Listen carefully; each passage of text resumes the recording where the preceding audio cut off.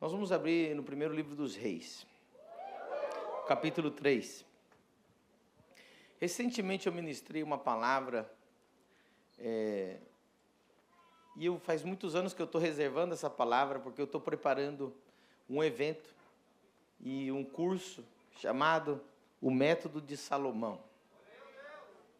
3, meu Deus, só. Cadê o Samuel? Não está aí hoje? Alguém substitui o Samuel aí para mim? Vai lá, Wesley. Ah, sim. E eu já escutei muita gente falar sobre Salomão, e já escutei até o termo segredo de Salomão, e às vezes a gente vê até pessoas que mal conhecem a Deus, achar que conhece Salomão, ou o que Deus fez com Salomão, mas Salomão recebeu algo de Deus que ninguém na Bíblia recebeu. Não houve um homem na terra que Deus honrasse mais do que Salomão, que desse tanto poder, tanta riqueza, tanta sabedoria, tanto prestígio, tanta glória, tantas coisas que a gente fica impressionado. Te recomendo um dia fazer um estudo sobre tudo que Salomão tinha, tudo que ele adquiriu, todos os contatos e o network que ele fez mundial, todos os reis da terra que o serviam, os reis ao redor dele que pagavam impostos para ele. E quando você vê aquilo que Salomão alcançou, realmente a gente fica impactado. E a gente já ouviu, eu pelo menos toda a minha adolescência, quando eu era novo, convertido, e até na vida adulta, uma mensagem um pouco vaga, um pouco vazia, que dizia: irmãos, o segredo de Salomão é que ele não pediu riqueza para Deus, ele pediu sabedoria. E aí, então, peça para Deus sabedoria, né, que Deus vai te dar riqueza. E eu confesso que nunca resolveu e nunca funcionou para mim durante aquele tempo. Quem aqui, por causa dessa pregação, orou para Deus dar sabedoria? Levanta a mão. Mas, na verdade, você queria ficar rico e não deu certo. Vai, faz de dó aí. Porque a gente ouviu uma mensagem vaga dizendo: Salomão pediu sabedoria para Deus em vez de pedir riqueza, então ele ganhou riqueza. Aí os pregadores disseram para nós: então, peça sabedoria a Deus. Mas que mensagem de pessoas que não leram com atenção as Escrituras. Agora, se Salomão recebeu de Deus algo tão grande que nem Abraão recebeu. Para você pensar, nem Abraão recebeu, nem Isaac recebeu, nem Jacó recebeu, nem nenhum outro rei da Bíblia recebeu.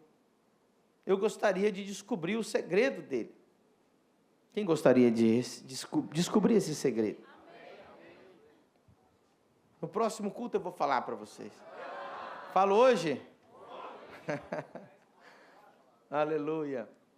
Que segredo tinha Salomão tão profundo para Deus dar a ele o que ele nunca deu para homem algum? Para homem algum. Não deu nem para Davi. Para você ver, Davi queria construir o templo para Deus, mas Deus disse que não, que tinha que ser Salomão. Gente, Salomão tinha que ter algo muito maior do que apenas pedir sabedoria para Deus. Porque eu acredito que muitos de nós, no mínimo uma vez ao dia, ou uma vez por semana, ou uma vez ao mês, nós pedimos sabedoria para Deus. Não é verdade? Quem já pediu sabedoria para Deus? Quem pediu sabedoria hoje para Deus? E na sua oração: Senhor, me dá sabedoria. Então, não pode ser algo tão vago, não pode ser algo tão pequeno. Nós vamos descobrir, então, o que é que tinha Salomão, que o fazia totalmente diferenciado. Quem está preparado? Quem achou aí o primeiro livro dos Reis, capítulo 3? Glória a Deus. Verso 3. E Salomão amava ao Senhor.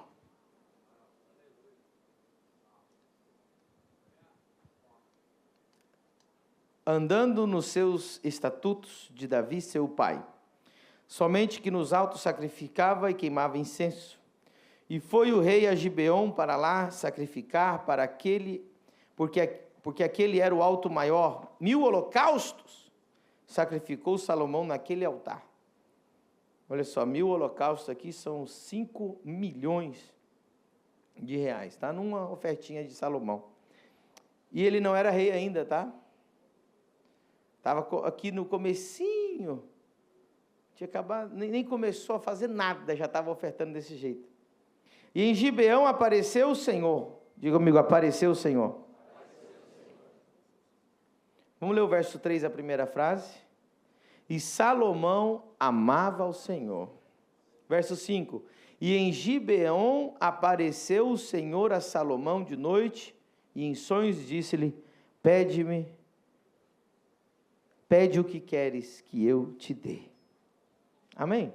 Levanta a mão direita para o céu e diga: Espírito Santo, eu abro a minha mente, meu coração e meu espírito para receber sua palavra e ser transformado por ela, em nome de Jesus.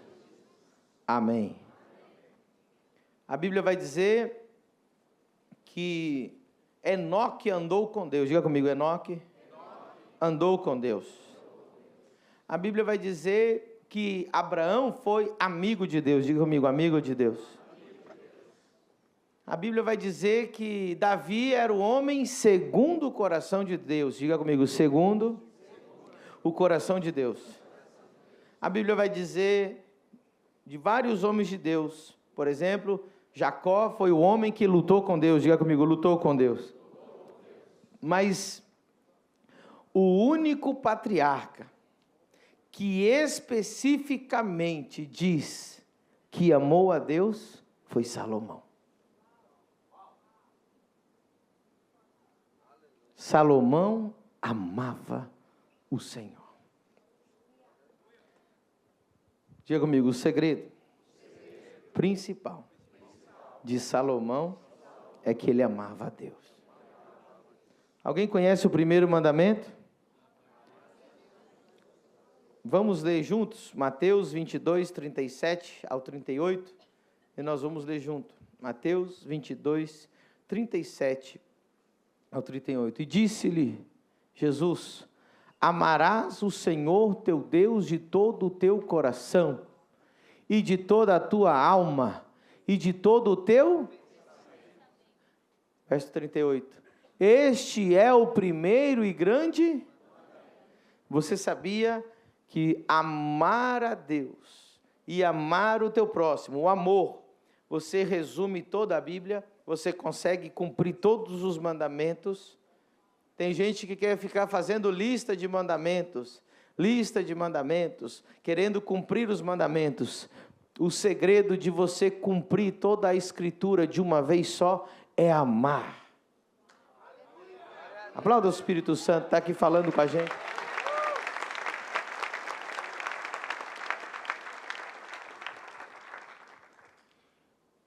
Pergunte para mim, apóstolo, por que Deus apareceu para Salomão? Deus apareceu para Salomão porque Salomão, como nenhum outro patriarca, amava ao Senhor. E Deus, em toda a Escritura, você vai descobrir que pessoas que têm uma revelação que ninguém teve. Você conhece um homem de Deus que tem uma revelação que ninguém teve? 2 amém. Conhece ou não? Amém. Você conhece algum homem de Deus que tem uma unção que você nunca viu? Amém. Você conhece um homem de Deus que tem uma sabedoria que você nunca viu? Amém. Conhece algum homem de Deus que tem uma prosperidade como você nunca viu? Então nós vamos ler primeira carta aos Coríntios, 2, 9. Coloca no telão para nós. 1 Coríntios 2, 9. Mas como está escrito, as coisas que o olho não viu, Diga comigo, olho não viu.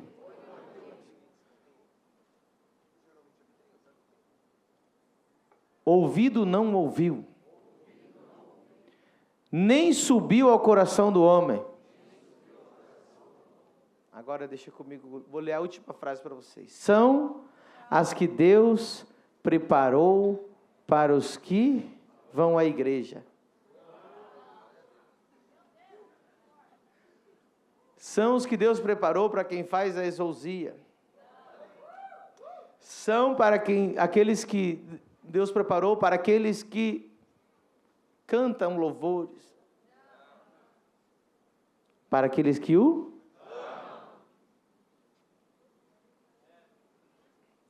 A rainha de Sabá foi ver coisas que olhos não viram.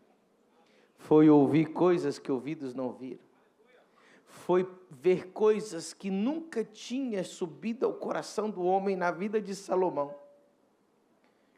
E Deus tinha preparado aquelas coisas para Salomão, porque Salomão amava a Deus. Na minha lista dos top 3 homens de Deus que eu mais admiro na face da terra. Aleluia. O primeiro é hondurenho. O segundo é nigeriano. De origem humilde. De origem pobre. De origem sem instrução. De origem de famílias quebradas. De origem sem, vamos dizer, aparente facilidades para alcançar as coisas na terra. Porém, esses homens carregam coisas que olhos não viram, nem ouvidos ouviram, nem subiram ao coração do homem, das quais coisas eu tenho profundo desejo também de ter e aprendo como nunca pensei que eu poderia aprender. E quando você vê esses homens que carregam uma unção tão profunda, um poder de Deus tão grande, milagres tão extraordinários, prosperidade jamais vista, sabedoria tão grande, e você consegue perceber que isso não é fruto de estudo, não é fruto de uma universidade, não é fruto de leitura de livros, mas é fruto de amar a Deus e Deus se revelar a eles.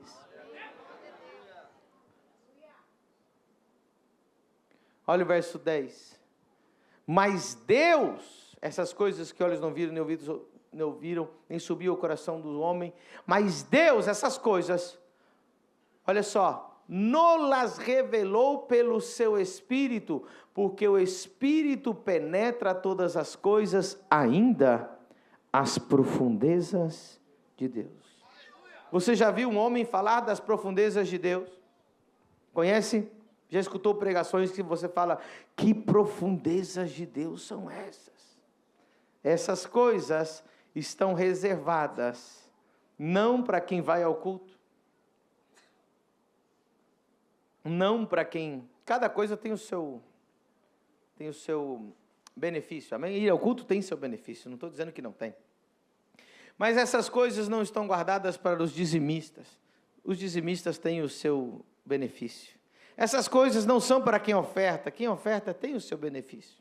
Essas coisas não são para pessoas que são primiciantes, quem é primiciante tem o seu benefício. Essas coisas são reservadas para quem ama Ele. E Deus sabe quem ama Ele.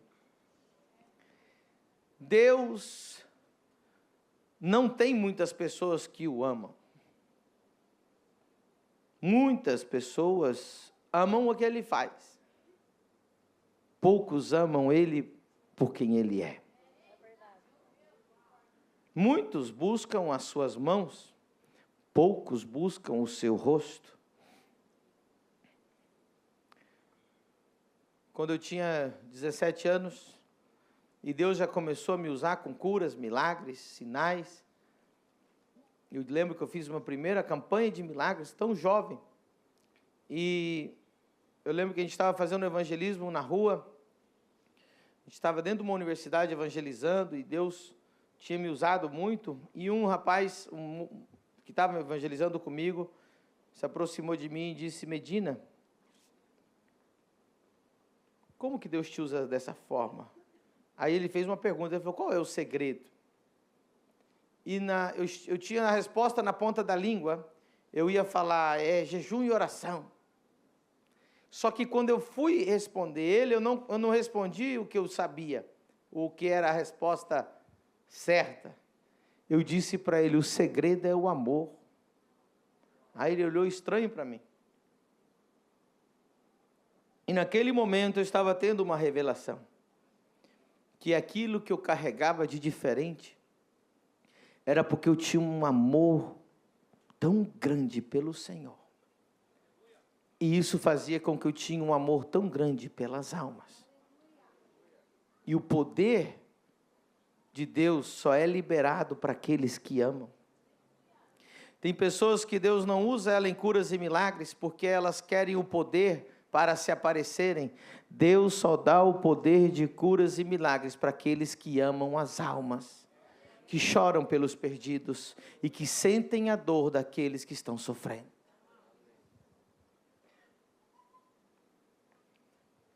O maior segredo da Bíblia é amar a Deus acima de todas as coisas.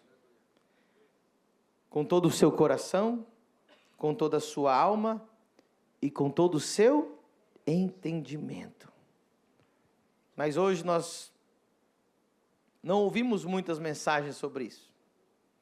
Hoje nós ouvimos 3 passos para ganhar mais dinheiro, 4 passos para ser mais lindo e cheiroso, né? E mais lindão e lindona. Deus não vai dar coisas. Escute, existe um perigo muito grande em Deus te conceder coisas muito grandes. É muito perigoso. Me pergunte, por quê, pastor?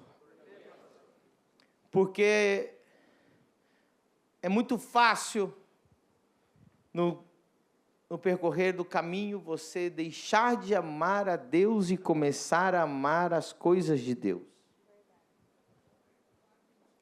Hoje existem homens que amam mais a unção de Deus do que o próprio Deus. Hoje existem homens que amam mais a igreja do que o próprio Deus. Que amam a sua família mais do que o próprio Deus. E muitos que amam os bens materiais mais do que o próprio Deus. Sem perceber que eles estão amando aquilo que Deus deu para eles. Então Deus, sabendo que isso é perigoso, Deus se preocupa em comprovar que antes que Ele te dê algo muito grande, você ame Ele acima de todas essas coisas. No Novo Testamento, existe um homem que sobressai sobre todos os homens.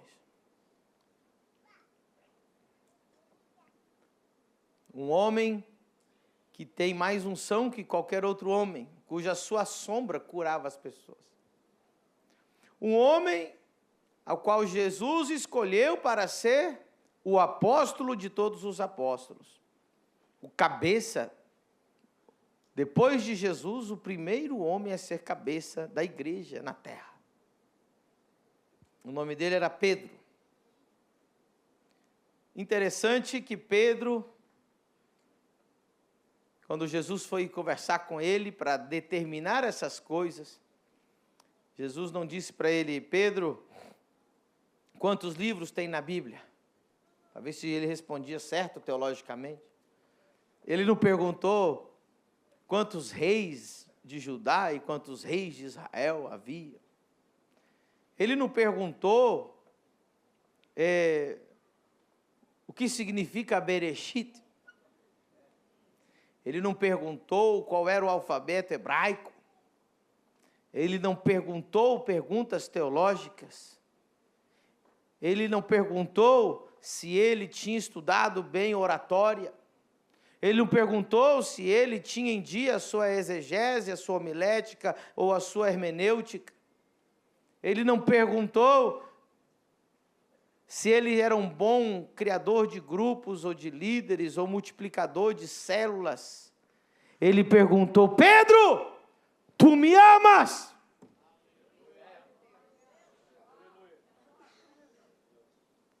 Pedro, tu me amas? E pela terceira vez: Pedro, tu me amas? 3 vezes. Jesus nunca fez uma pergunta 3 vezes. A única pergunta que ele fez 3 vezes foi: tu me amas? Porque se tu me amas, Pedro, aleluia, eu posso te dar uma unção incomparável. Eu posso te dar uma sabedoria incomparável. Eu posso te dar uma capacidade incomparável. Eu posso te dar coisas que a teologia não te deu, a oratória não te deu, livro nenhum te deu. Pedro, se tu me amas, eu posso te conceder coisas que olhos não viram, nem ouvidos, nem subiu ao coração do homem. Às vezes nós estamos nos esforçando tanto para adquirir sabedoria humana, para estudar. Às vezes nós estamos nos esforçando tanto para ganhar R$300 a mais por mês. Não, se eu fizer isso, mais um ajustezinho aqui, uma economizada aqui. E a gente está às vezes lutando, sofrendo para ter mais dinheiro, ou ter mais inteligência. Tudo isso não está nada ruim. Mas quantos de nós estamos todos os dias tomando a decisão de amar a Deus acima de todas as coisas? Você não pode amar a Deus em primeiro lugar e ficar em último lugar.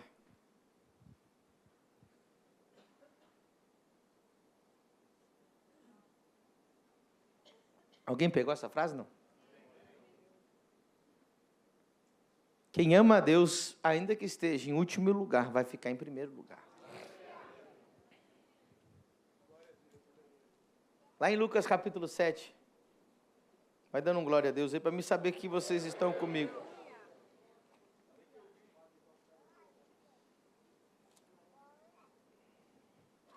Diga comigo: quem ama a Deus, em primeiro lugar, nunca ficará em último lugar.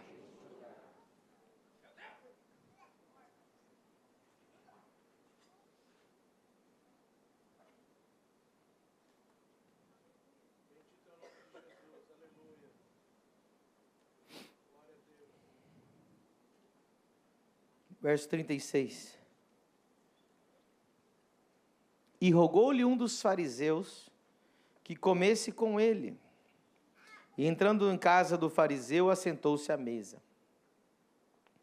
E eis que uma mulher na cidade, que era uma pecadora, sabendo que ele estava à mesa em casa do fariseu, levou um vaso de alabastro com unguento, e estando por detrás aos seus pés chorando, começou a regar os seus pés com lágrimas e enxugava com os cabelos da sua cabeça. E beijava os seus pés e os ungia com o unguento. Quando isto viu o fariseu que tinha convidado, falava consigo dizendo: se este fosse profeta, bem saberia quem e qual é a mulher que lhe toca, pois é uma pecadora. E respondendo, Jesus disse-lhe: Simão, uma coisa tenho a dizer-te. E ele disse: dize-a, mestre. Um certo credor tinha 2 devedores, um devia-lhe 500 dinheiros e outro 50. E não tendo eles com que pagar, perdoou-lhes a ambos. Dize, pois, qual deles o amará mais? E Simão respondendo disse: tenho para mim que é aquele quem mais perdoou. E ele lhe disse: julgaste bem. E voltando-se para a mulher, disse a Simão: vês tu esta mulher? Entrei em tua casa, e não me deste água para os meus pés. Mas esta regou meus pés com as lágrimas e os enxugou com os cabelos da sua cabeça. Não me deste ósculo ou beijo no rosto, mas esta, desde que entrou, não tem cessado de beijar os pés. E não me ungiste a cabeça com óleo, mas esta ungiu meus pés com unguento. Por isto te digo que os seus muitos pecados lhe são perdoados, porque muito amou. Mas aquele a quem pouco é perdoado, pouco ama. E disse a ela: os teus pecados te são perdoados. E os que estavam à mesa começaram a dizer entre si: quem é este, que até perdoa pecados? E disse a mulher: a tua fé te salvou, vai-te em paz. Jesus foi num jantar, na casa de um fariseu. O fariseu era um religioso, teólogo. E uma mulher pecadora quebrou o vaso de alabastro, cheio de unguento. Alabastro é um tipo de mármore. E unguento, basicamente, se você estudar nos outros textos, vai descobrir, a quantidade era mais ou menos 1 ano de salário. Aquela mulher pegou 1 ano, diga comigo, 1 ano de salário. Ela quebrou 1 ano de salário dela aos pés de Jesus. A mesma história, em outro lugar, vai dizer assim: ele disse para os discípulos: aonde esse evangelho for pregado, a história dessa mulher será contada. Muitos discípulos Jesus tinha 12 discípulos. Aquela mulher era uma simples pecadora, que nunca estudou teologia, nunca pregou na Bíblia, nunca curou um enfermo. Mas Jesus ordenou aos discípulos que um capítulo da Bíblia ficasse reservado para ela o resto da vida, e eu estou pregando sobre ela agora. Porém, escute isso, há discípulos de Jesus, dos 12, que não sabemos sequer uma história.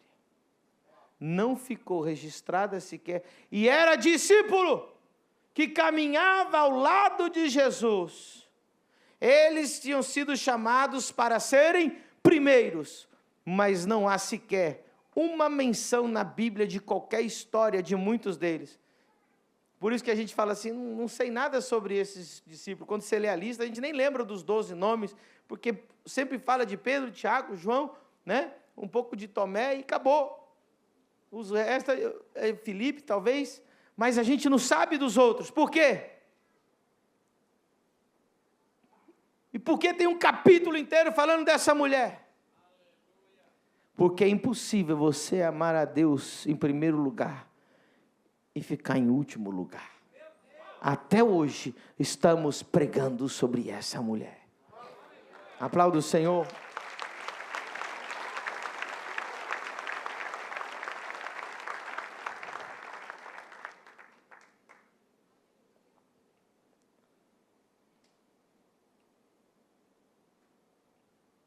Verso 47, por isso te digo que os seus muitos pecados lhe são perdoados, porque muito amou.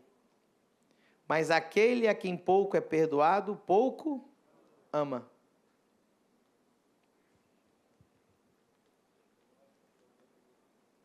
A Bíblia diz: bem-aventurados os pobres de espírito. Sim ou não? Bem-aventurados os pobres de espírito. Pobre de espírito é aquele que reconhece a sua miséria espiritual. É aquele que reconhece o quão terrível pecador ele é. Já aqueles que não são pobres em espírito, são pessoas orgulhosas que acreditam que são santas demais, ou melhores que as outras, ou que elas merecem mais do que as outras pessoas, e que ela é muito boa, ou ela é boa o suficiente, e que ela é tão boa que Deus deve abençoá-la. Olha que interessante. O que te faz amar Deus mais? Quem gostaria de amar mais a Deus? Se você quer amar mais a Deus, você precisa compreender o quão profundo é o amor que Jesus teve para conosco e o quão perdoado nós fomos. Algumas pessoas nunca chegam a ter essa revelação. Algumas pessoas acham que Deus está obrigado a abençoar ela, que Deus não fez mais do que sua obrigação de salvar ela. Mas somente pessoas que entendem quão profundo foi o amor de Deus por ter enviado o seu Filho na cruz do Calvário. Só quem entende quanto custou cada gota de sangue, só quem entende quanto custou cada uma daqueles pregos que cravaram a Jesus na cruz, só quem sabe quanto custou aquela coroa de espinhos, só quem sabe quanto custou o preço que Jesus pagou na cruz, só quem sabe quão pecador era. Tem gente que esquece o tanto que ele era pecador. Tem gente que era um lixo espiritualmente falando. E quando vê um novo convertido que ainda fuma, ele julga. Olha esse aí. Não vou nem falar o que você fumava antes, irmão. Quando ele vê um novo convertido que está se libertando ainda, que ainda não... Olha esse aí, porque ele acha que ele é melhor que o novo convertido.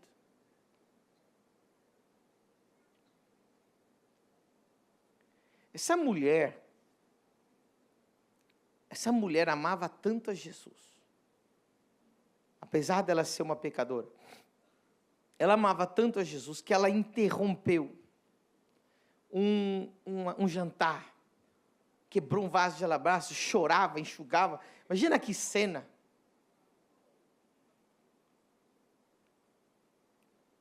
E Jesus dizia: nenhum de vocês me deu água para lavar as mãos, nem ungiram a minha cabeça, porque esse era o costume. Quando você recebia um convidado na sua casa, a primeira coisa que você dava para ele era um vaso, uma vasilha com água para lavar as mãos. Depois a pessoa tirava as sandálias e você colocava uma vasilha no chão para pisar e lavar os pés, e depois secava com uma toalha. Normalmente havia um escravo que ajudava a secar os pés. Depois passava um óleo na cabeça. Hoje nós usamos gel, usamos creme. Naquela época era um tipo de óleo que refrescava e tirava a poeira da cabeça e penteava o cabelo. E se dava 2 beijos, um de cada lado, chamado de ósculo. E Jesus disse: vocês não me deram o beijo, vocês não me deram óleo na minha cabeça, vocês não lavaram os meus pés, não lavaram as minhas mãos, sendo o próprio Deus na terra. Sabe qual era o problema dos discípulos? E o que eu aprendo com esse texto?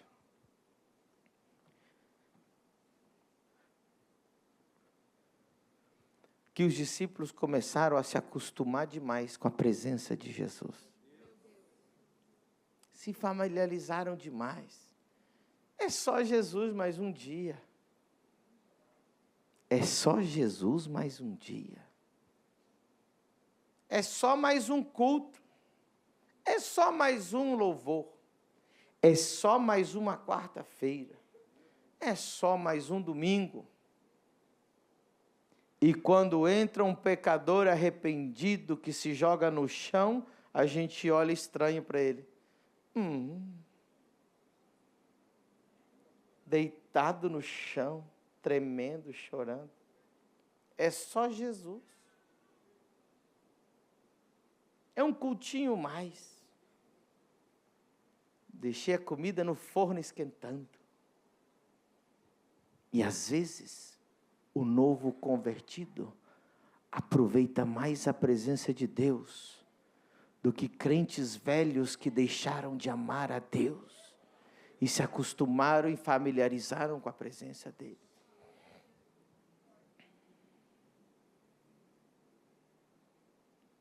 Quando as pessoas amam a Deus, elas querem expressar esse amor. Davi, uma certa ocasião, dançou. Mas a esposa dele, como que era o nome da esposa dele? Mical?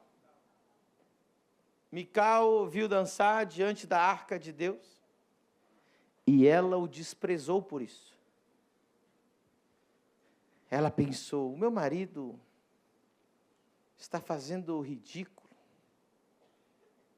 Meu marido é o rei, ele tinha que ter um comportamento mais exemplar. Mas Davi só pensava em dançar. Davi só pensava em pular. Davi só pensava em se alegrar. Tem gente que vibra mais com o gol do seu time do que quando Jesus cura um enfermo na igreja.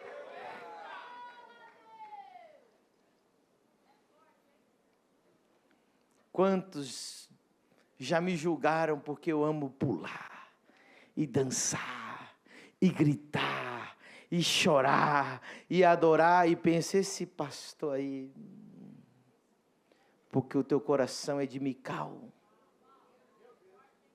Eu sei quanto eu fui perdoado. Eu sei o que ele fez por mim.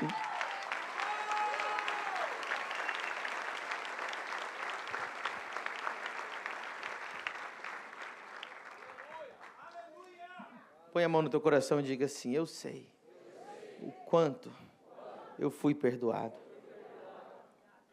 Diga, eu sei o que ele fez por mim. E sabe por que às vezes eu choro e grito e pulo de novo? Por causa da fidelidade dele.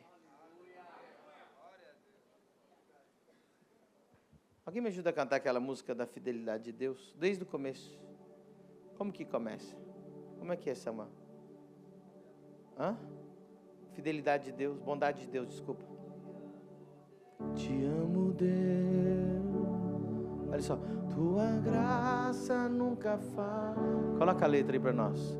Todos os dias eu estou. Desde quando me levanto até eu me deitar, eu cantarei a bondade de Deus. Sua doce voz, que me guia em meio ao fogo, na escuridão, tua presença me conforta. Cante. Sei que és meu Pai e amigo vivo na bondade de Deus. Vamos todo mundo, és fiel, vai. És fiel em todo tempo. Em todo tempo. Em todo tempo tu és tão bom.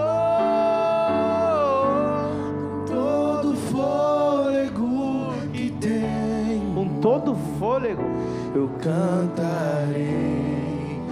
Vamos ficar em pé. E se Deus te perdoou de alguma coisa, cante, és fiel. E és fiel em todo tempo. Em todo tempo tu és tão bom. Com todo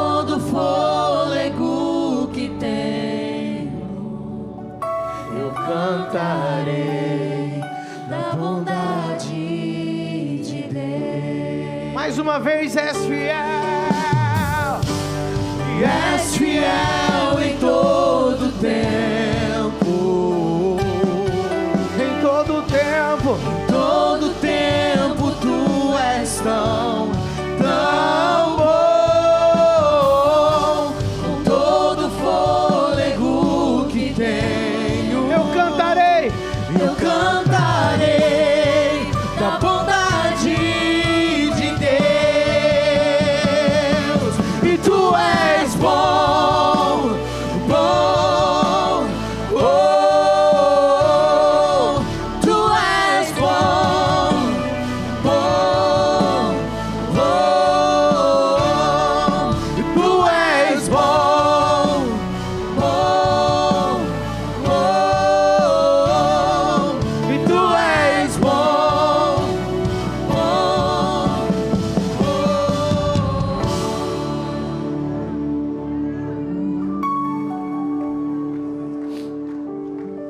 Mateus 16, 25.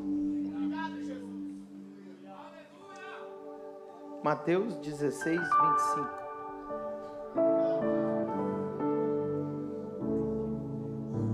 Porque aquele que quiser salvar a sua vida, perdê-la.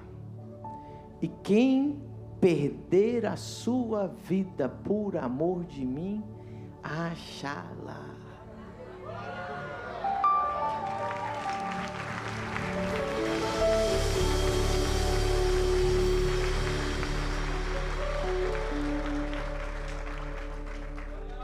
Aqui o perder a vida não é alguém tirar de você, é você entregar. Ele nunca vai tomar de você. Então ali é a tradução perfeita ali.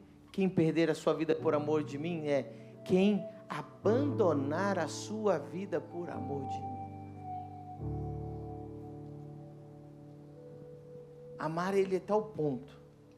Amar ele é tal ponto de perder sua própria vida, de abandonar as suas vontades para fazer a vontade dele. Aí você vai achar a vida.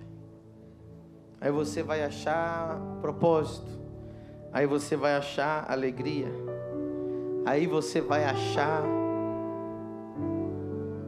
a verdadeira satisfação. Aleluia. Ame a Deus.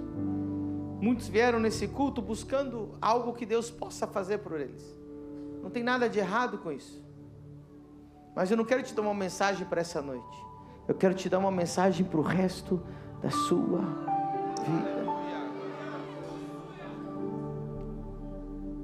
Semana passada,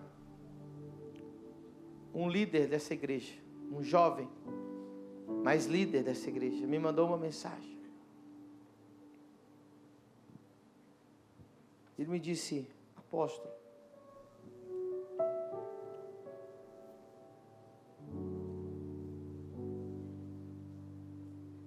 eu vou ler para os irmãos. Ele disse, as próprias palavras dele: como o Senhor fez para não perder o amor pelas almas em meio a tanta demanda para executar? Como fez para o ministério não se tornar algo mecânico?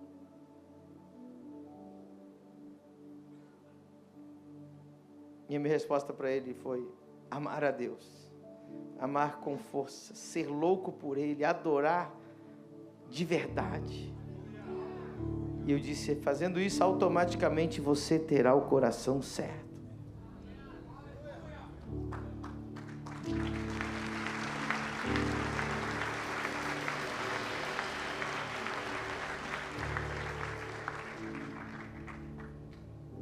O segredo é amar a Deus.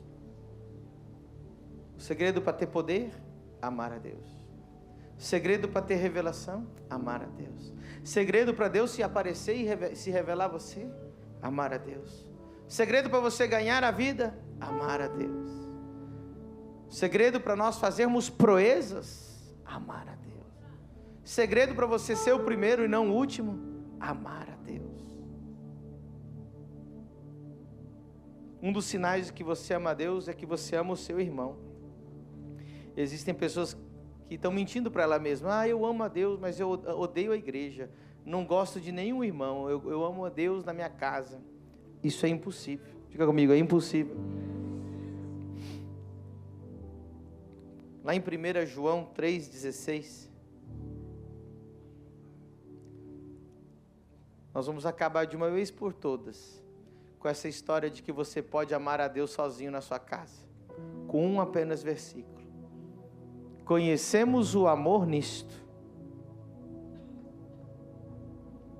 que Ele deu a sua vida por nós.